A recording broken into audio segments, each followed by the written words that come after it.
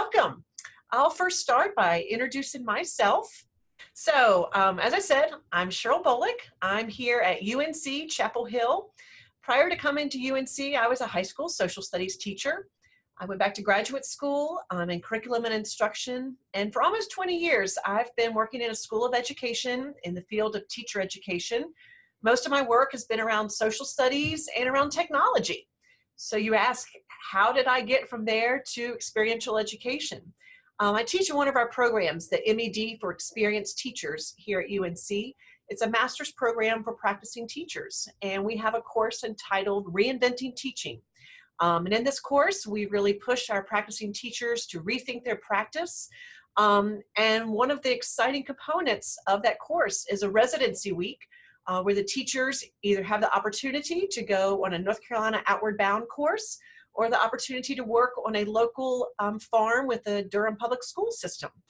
And I'm excited now that I'm working in our new MAT program, where we've expanded experiential education from one standalone course to now woven throughout our MAT experience. And I hope I'll have the opportunity to talk a little bit about that more later, but I'll let Gordon introduce himself.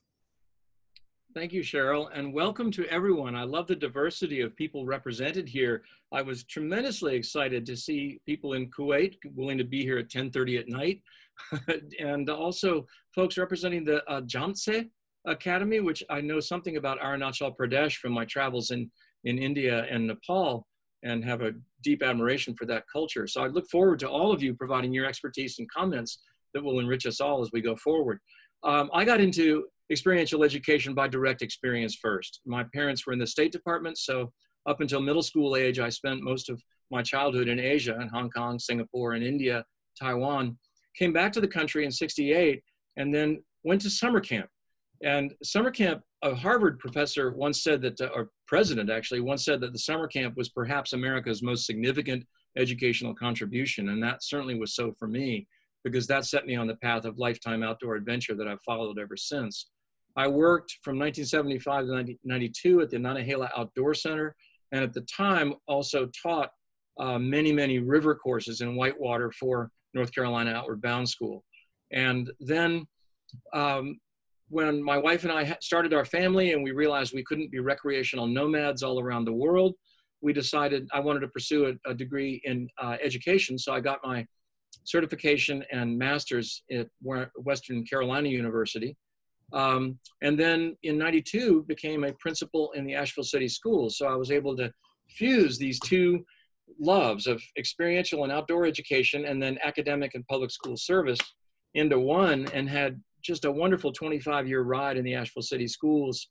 I chose retirement last year in 2016, and I'm now the education director serving public, private, and charter schools, doing adventure-based activities, and then follow up with schools and teachers in their classrooms and their own communities. So it's a wonderful start for me. And I'm looking forward to sharing some things on underpinning issues of education, experiential education with you. Now, about us, what about you? Think for a moment about powerful educational experiences for you, that come up for you in your own memory. And remember, these could be experiences that took place anywhere, certainly not limited to the classroom. In fact, I would argue that many times the most powerful educational experiences are outside of the classroom. But please share for a minute with us in the chat where one of those experiences was for you. I want to see what pops up. It could be as a student when you were a young person, or as an instructor of others. So I eagerly await some of your comments. Remember, with experiential education, one of the first things one does is you gauge your group itself. You know, you are trying to find out the wealth of knowledge that your students bring to you, so that you are not just lecturing to them about your own expertise, but you're actually tapping theirs. So what kind of experiences stand out for those in our group of participants, that they remember most of all? I see here from, Spanish School on Wheels in Costa Rica with Green Tortoise 20 years ago.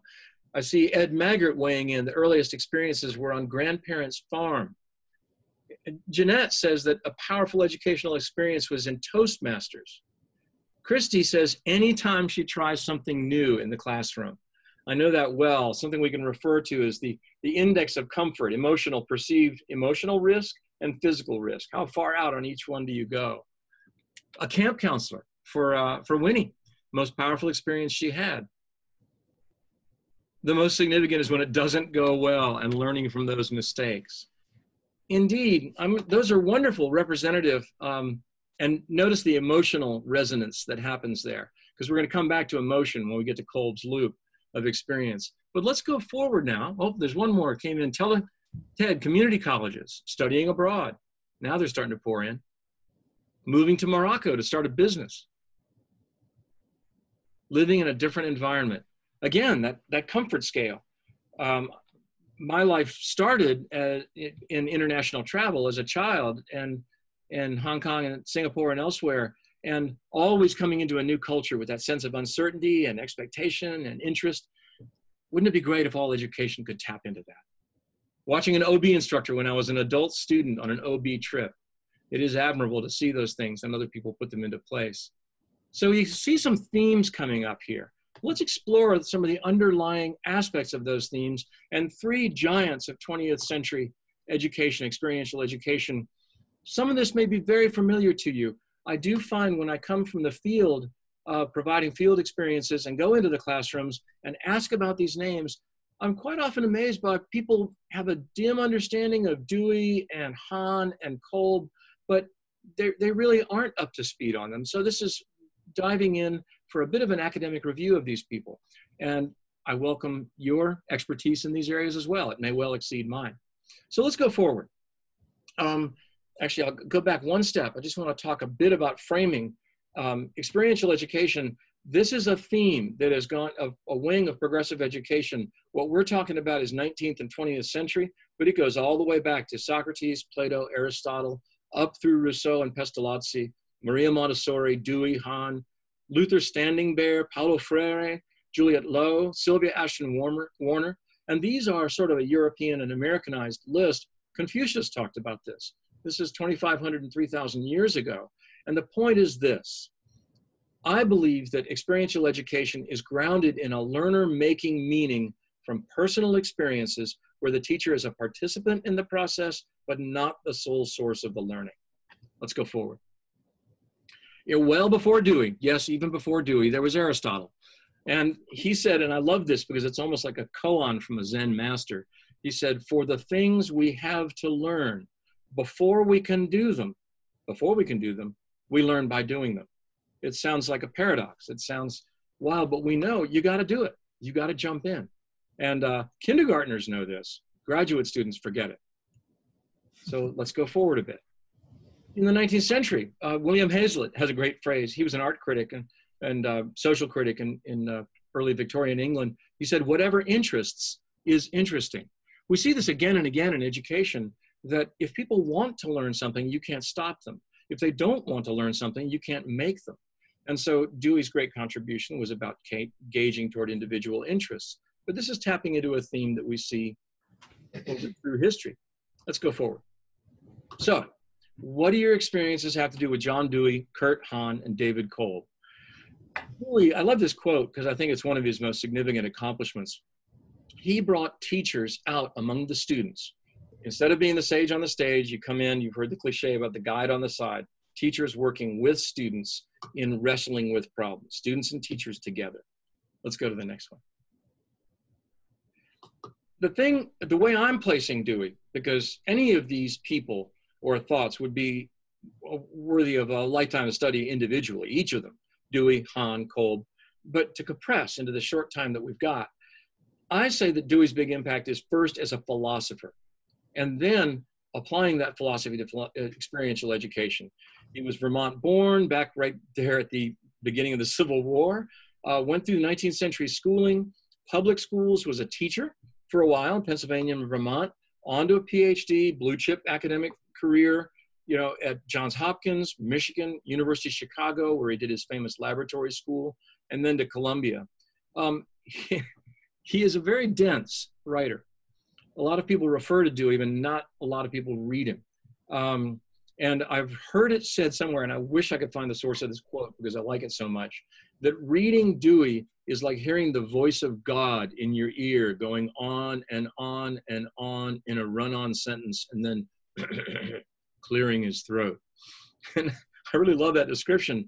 But when you look through what he's trying to get across, it's his philosophy of pragmatism, that the meaning of any idea is to be found in the practical consequences of accepting it.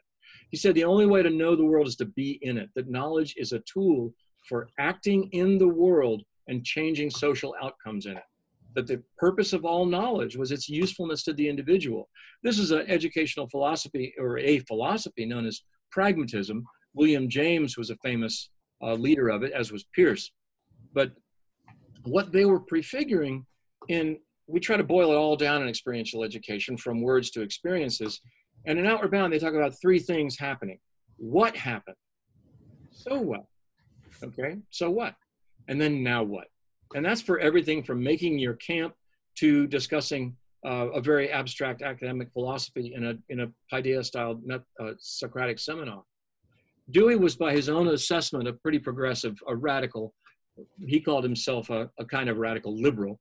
And he was the leader of progressive education. He distrusted capitalism and its concentration on wealth and power in the few, did not like the rigid structure of the 19th century classroom and the external controls, things we're still wrestling with today in standardized education. He wanted learning centered in the interests of the learner and in the testing and application of those interests. And he believed the teacher should be facilitating those situations of testing and applying knowledge. Let's go on.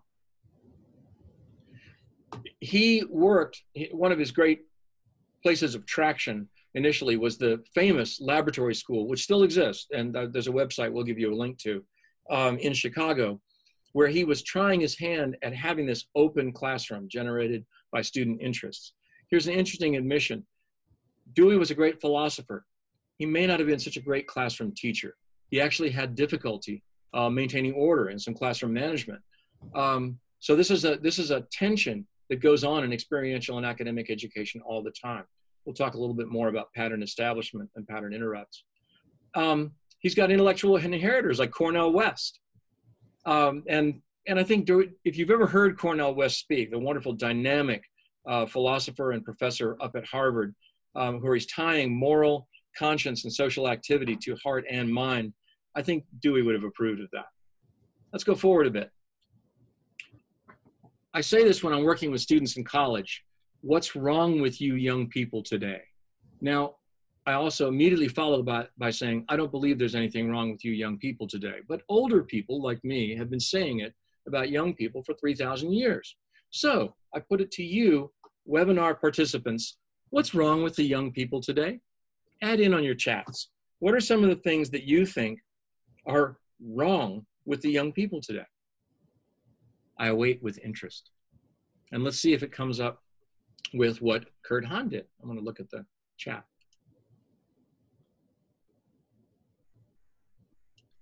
When I ask this of young people, they come up with some things, and we will see that they are very similar to things that Kurt Hahn described in a famous 1960s Harrogate address when he talked about the 6 declines of modern society.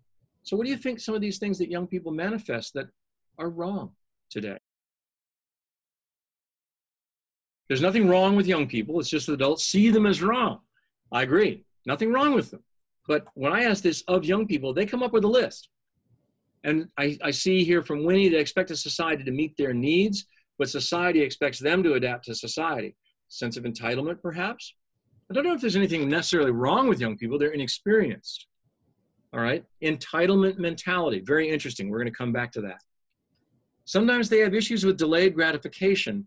Jeanette, I'm thinking you mean that they want immediate gratification. I think that is where Jeanette is going with that, but I'm willing to be corrected. I might prime the pump a bit by asking you about social media and electronic devices that many people comment on young people today. Too much social media, not enough relationships and involvement in the real world.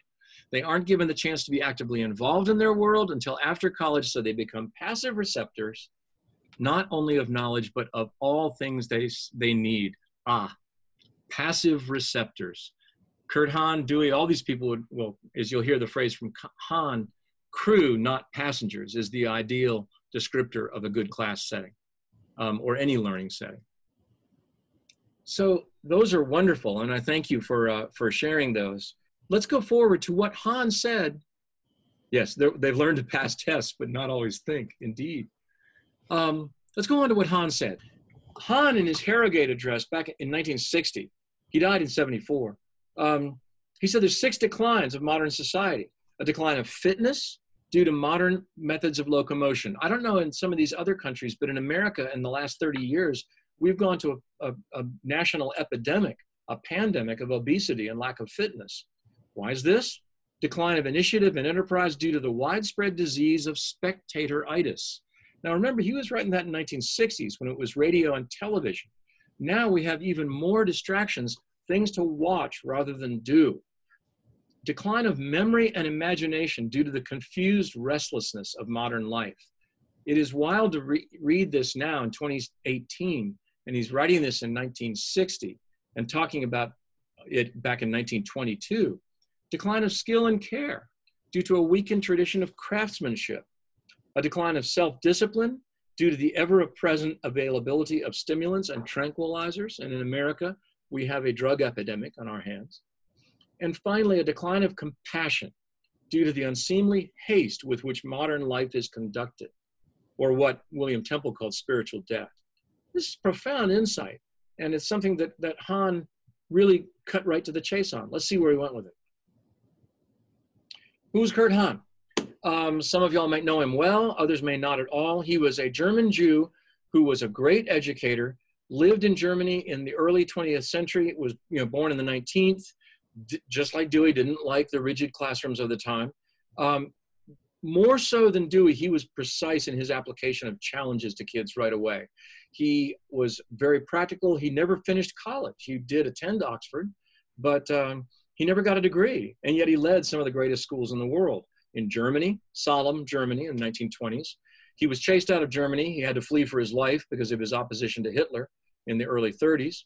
He then went to Gordonston, Scotland, where he taught at the Gordonston School, where Prince Philip attended and had a profound life experience there, as did current Prince Charles.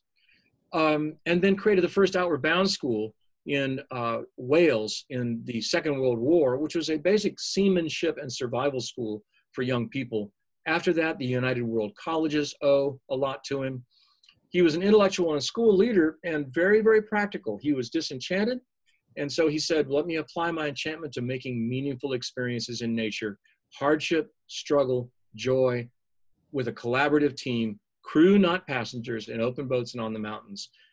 Hahn is definitely the most important generator of what we now call adventure-based or outdoor experiential education. Let's go on. Now let's go back to the what's wrong with the young people comment and what to do about it.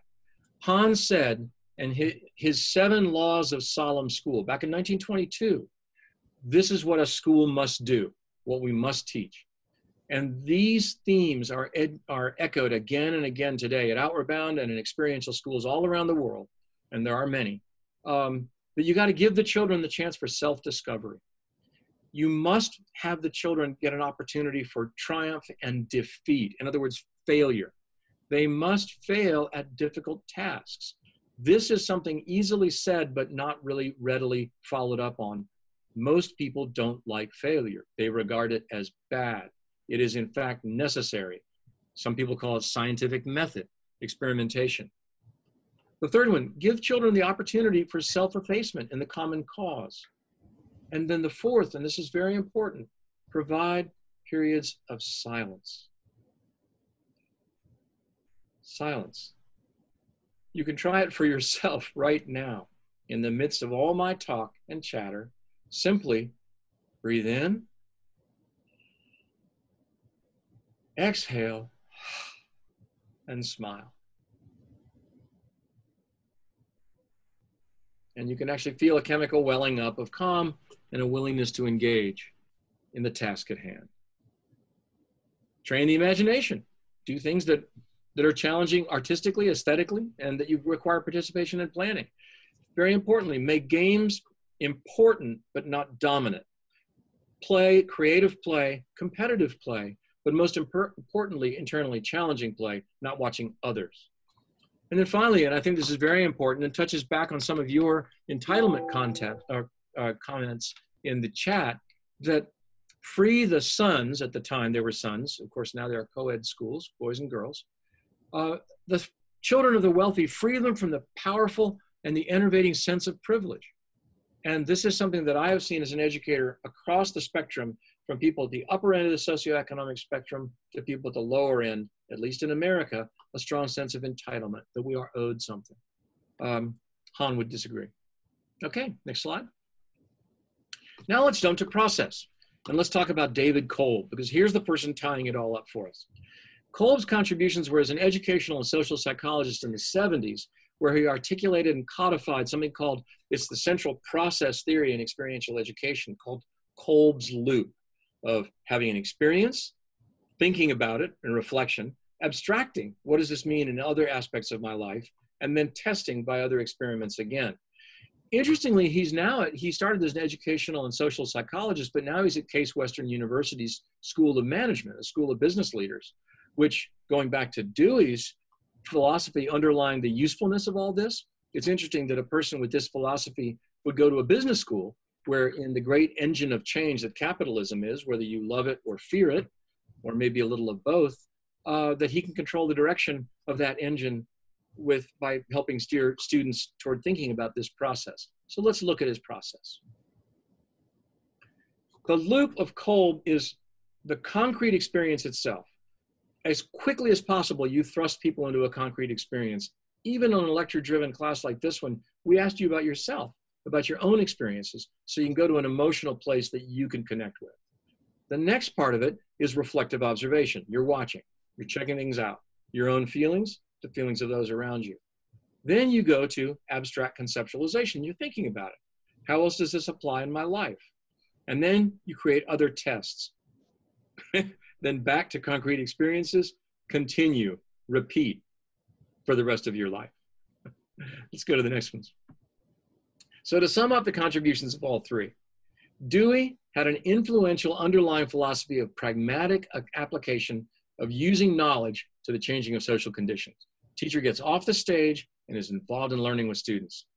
Han directly dove into the application of character development through shared adversity, struggle in the natural world, in conventional and non-traditional settings, practical applications of teams, learning teams as crew, not passengers. And then finally, Kolb gave us a process paradigm that practitioners of experiential education could return to repeatedly in that loop, that where they are as learners, where they feel emotional and physical risk, and where the students that they serve are. So that's just a quick summary, and Cheryl will take it from here about where we are. Great. Thank you so much, Gordon. I appreciate you laying the foundation and sort of setting a framework for us on experiential education and looking at the history of experiential education. So what is experiential education today, and where is it around you? If you would use the chat feature, please, and tell me what's the first thing that comes to mind when you hear experiential education. Just put it out there quickly, the first thing that comes to mind. Project-based learning. Learning by doing, not used enough in schools, outdoor programs, activity, project-based learning, exploration, outdoor learning, service learning, outdoors and hands-on, active, authentic learning, deeper learning. All right, this is great. Art and shop classes, active creation, adventures, expeditions, projects, hands-on discovery, fun. Yes, experiential education is all of these things that you all are mentioning. Often when I talk to colleagues here in the School of Education, creating something of value, and talk about teaching my experiential education course, the first thing that comes to their mind is, I'm outside camping, I'm on ropes courses. But really, it's so much more than that. We're going to look deeply here at the AEE definition of experiential education. And I want to just sort of take a few minutes and break this down. that experiential education is a philosophy. And we'll stop there because it's not a specific strategy or method. Rather, it's a philosophy that informs many different methodologies and strategies, which is why we have such a variety of lists that you all shared. Experiential education is when instructors and educators purposefully engage with their learners in a direct experience. And Gordon, I heard you using a couple times the teacher moving off of the stage. So again, we have the teacher, the instructor, engaging with or learning alongside their students in this direct, concrete experience. And related to that is the reflection. That reflection is an intentional part of experiential education. And the reflection component of experiential education really helps us go deep. This is where we dig into the knowledge and the skills, we consider, struggle with values. And why are we doing all this?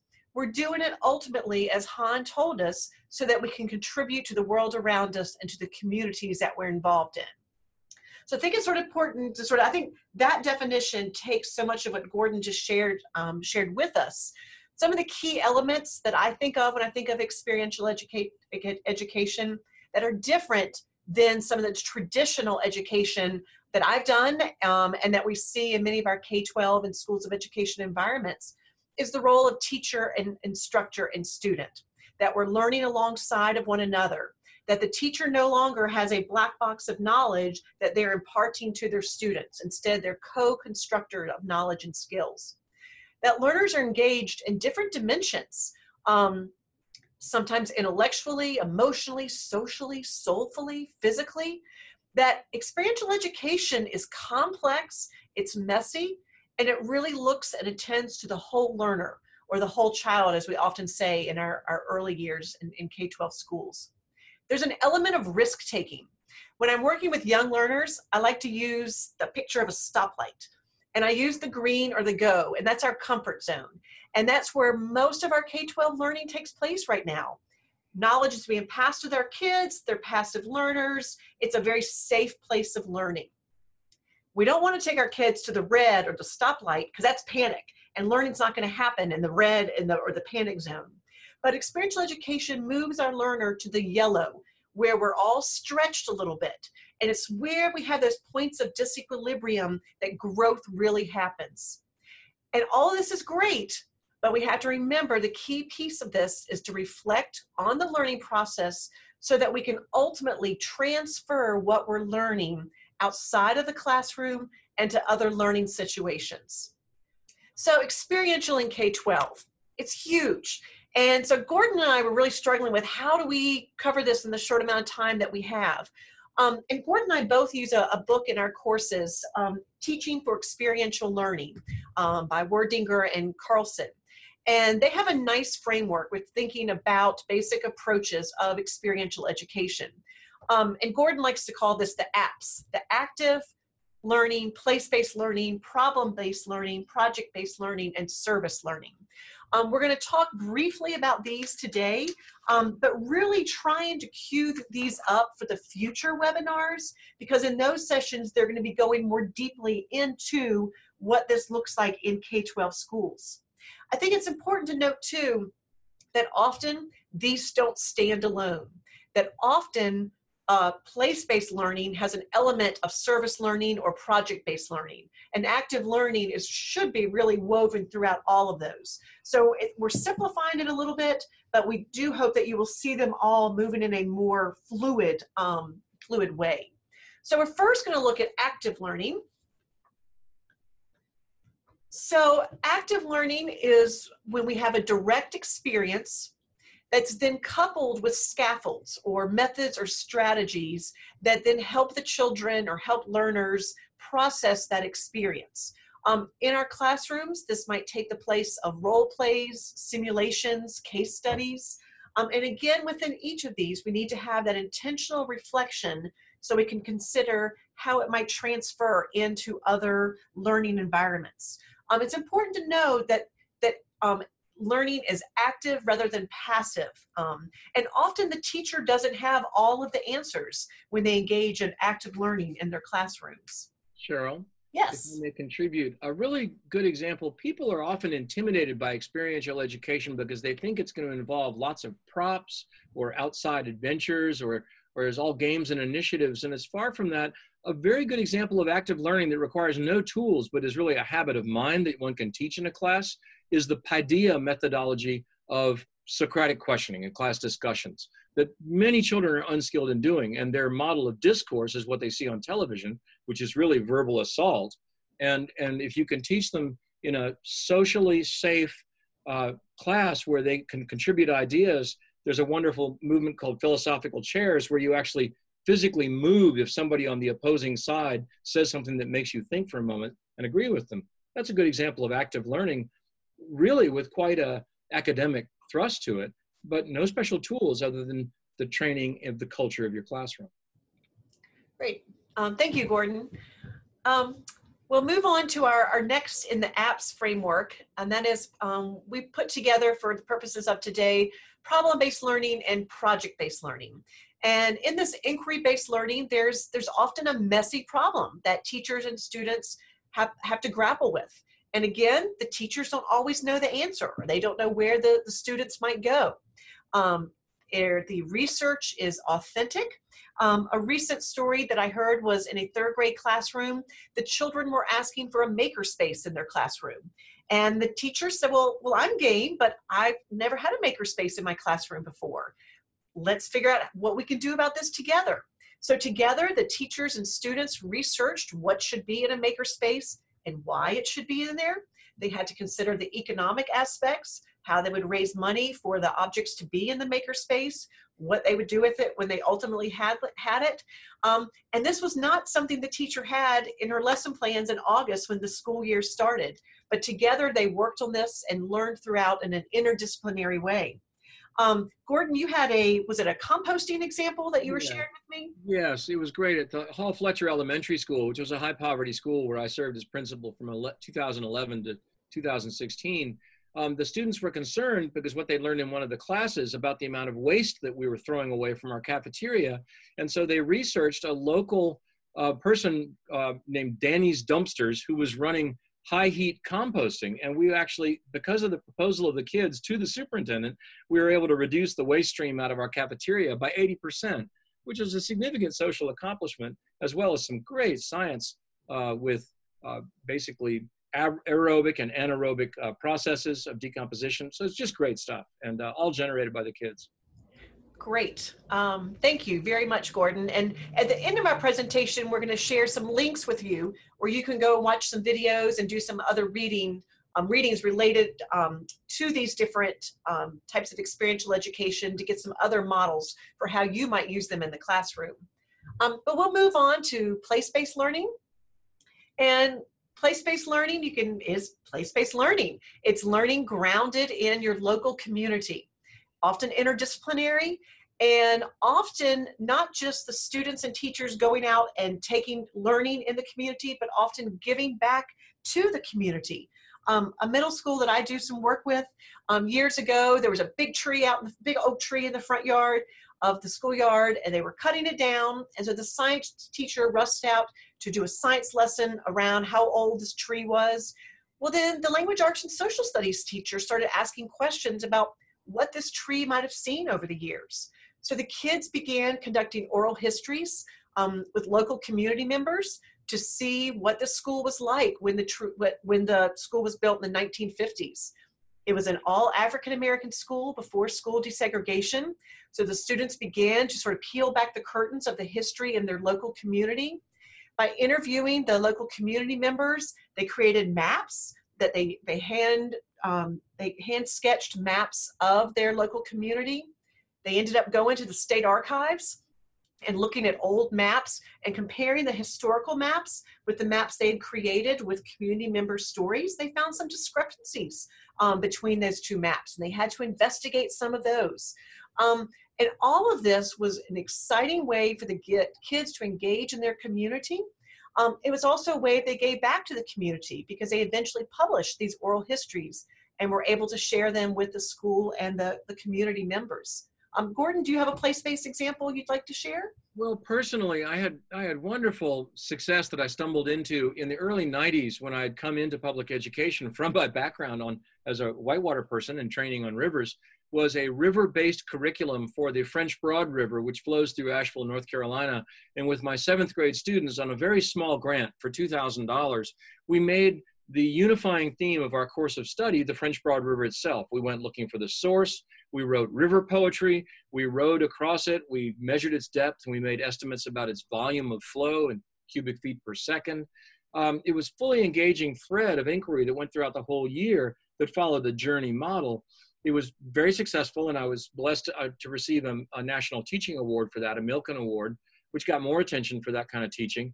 A young man that I knew at the time has taken that. His name is Will Yiser, and he founded the French Broad River Academy, which is now a joint boys middle school and girls middle school. The academies are on the French Broad River, and they spend one day a week out on the river following it and studying it. And this is a private school, so very powerful. So I see a voice come in about rivers curriculum. It is certainly, just like Kurt Hahn said, no new ideas under the sun. When I did this back in the 90s, it had already been done elsewhere up in the headwaters of the Mississippi under a National Endowment for Humanities grant. So these themes just recur. What is amazing to me is when I go to schools and see nowadays in so many places, they are so scared to let the children out of the classroom for fear of loss of seat time for perceived lack of academic performance if we're not ramming stuff into them. This is something that still must be fought for. I'll come back to that chat comment because I like it. Okay, great. Thank you, Gordon. And I think it's important to note that place-based learning can take place in urban or rural or suburban environments. In my graduate education course, one of the things we have our teachers do is create a Google map of the community around their school building and identify 10 places that they can engage their learners, whether they're elementary school or high school, in place-based learning. And often these teachers who have been driving back and forth to their school, some of them for 20 years, are amazed at what they learn about their own backyard by engaging their students in place-based learning. So I challenge you, maybe after the webinar today, to create a Google map of the community around your university or your school and ways that you might engage in place-based learning. But let's move on to service learning. So service learning, I think it's really important that we pause and make sure that we're careful to note that it's not just service work or volunteer work, because volunteer work and service work is awesome and it's great in its own right. But service learning is public service coupled with academic work, with an educational experience. Often it takes the place of kids doing research, having a question, doing research, and then going out engaging in public service. Sometimes it starts the other way around, where kids might come back from doing some public service, have some questions, then the academic component comes back into play, and then going back out to engage in that service. An example might be a 10th grade biology teacher who has traditionally had their students grow plants and lettuces. Well, what if at the same time they realize their cafeteria doesn't have many fresh vegetables in the cafeteria? So a biology teacher might engage their students in growing fresh lettuces for a purpose. And this then could be a service they offer to their cafeteria. And we've seen this in different places where it then goes food that goes home with children who might need fresh vegetables at home, or to other schools that might need fresh vegetables. So lots of different examples of service learning, of ways to engage kids. And I think this is really important today, especially in our era of high schoolers checking off their number of hours of service. And it often makes me sad when I see high schoolers trying to get ready for graduation and checking off, as many states have service hours requirements, that I think when we think about service learning, it really takes service work up to the next level. All right, Gordon, I'll let you add anything if you would like to service learning, and then I'll let you tell us a little bit about Educators Initiative. Simply put, that Kurt Hahn's emphasis on compassion in the Outward Bound schools, it manifests itself in service learning. And it's woven through the Outward Bound schools all over the world, where the 39 schools around the world do it. it's not necessarily always on the course, but it's to inspire the students to go back and create in their own schools. I see a chat addition about adding that service learning in the larger community should be an exchange rather than our students coming in to help the less fortunate. I quite agree.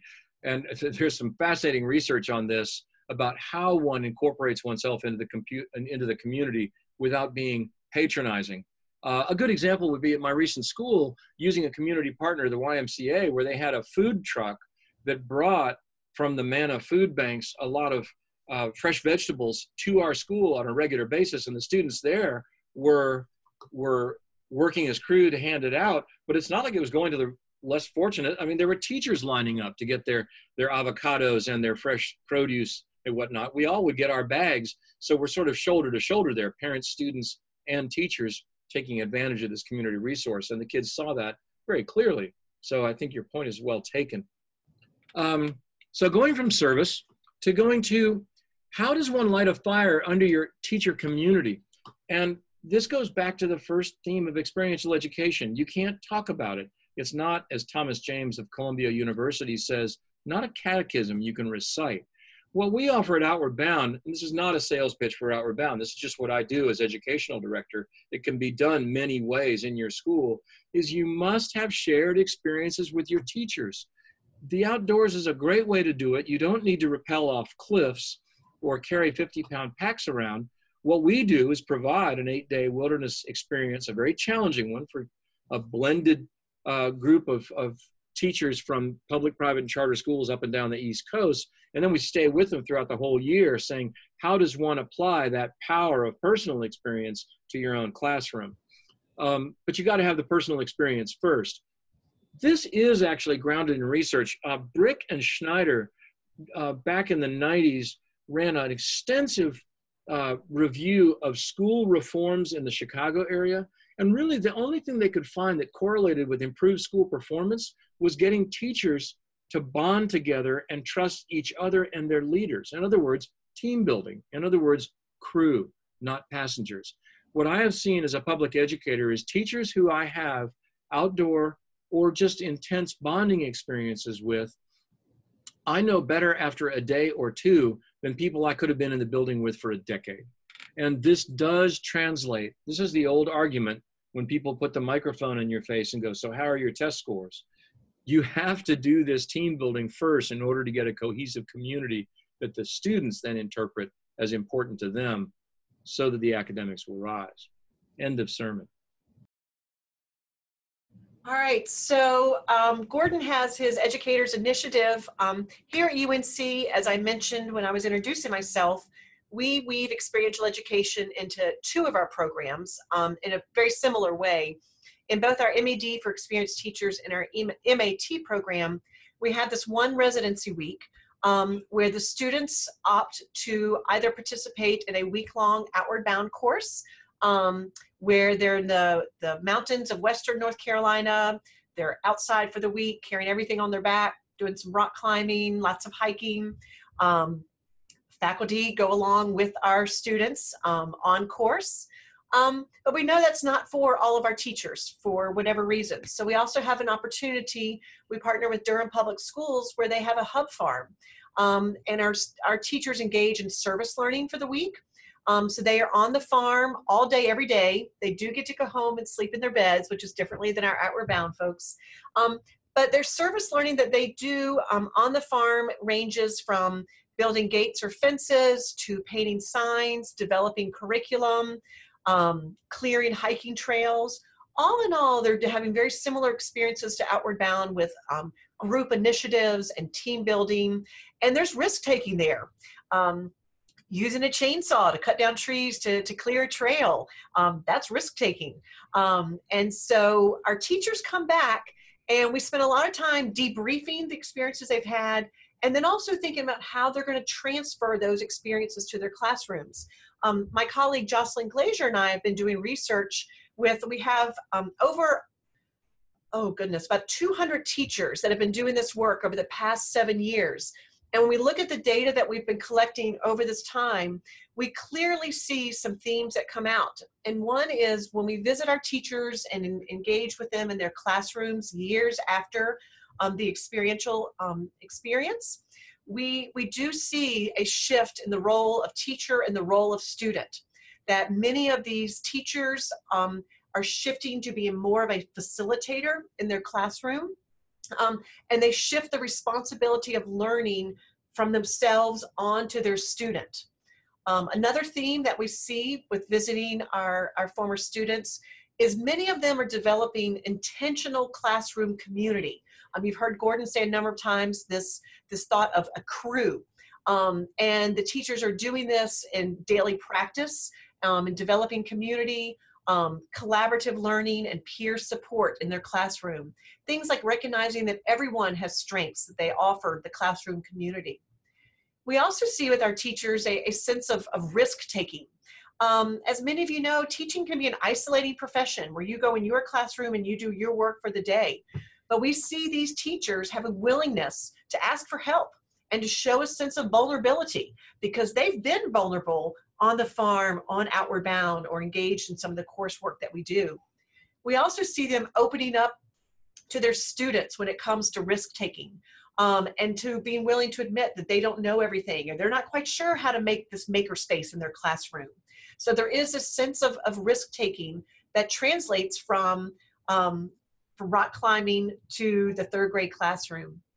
We also see a deep sense of reflection with many of these teachers, and that the teachers have developed reflection as a powerful practice of their teaching. That even when they're not taking graduate coursework, that they're often still engaging in some sort of reflection related to their practice. And what I'd like to briefly show you next, if we can move forward. So one of the things we do with our teachers is we visit them years after their experiential experience, and we ask them to revisit the paper they wrote after coming back from the mountains or from the farm. And we have a couple questions that we interview them about. One of our teachers, she's a kindergarten teacher in a hospital school. She wrote this poem, They Hold the Compass, as a reflection to her Outward Bound experience 2 years later.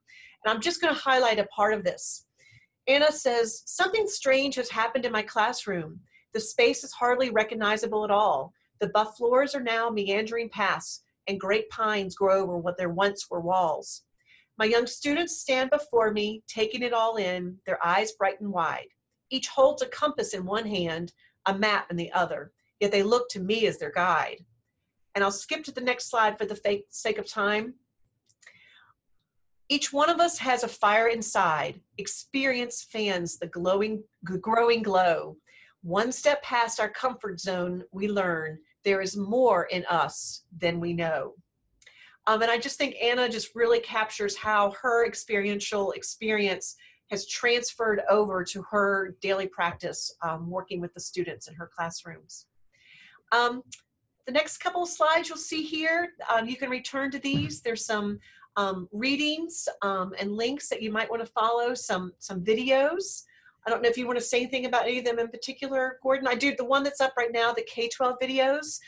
These are some great links to Edutopia that many of you are familiar with their resources, where they have, these are nice videos that we often use in our teaching that show snapshots into classrooms doing much of this messy, complex, but so important work. I love the fact that the poem that Cheryl cited ends with more in you than you know. Some of you may know this about Kurt Hahn, but the Gordonston School philosophy, the motto is plus et en vous, which means more in you. Go look for more in you.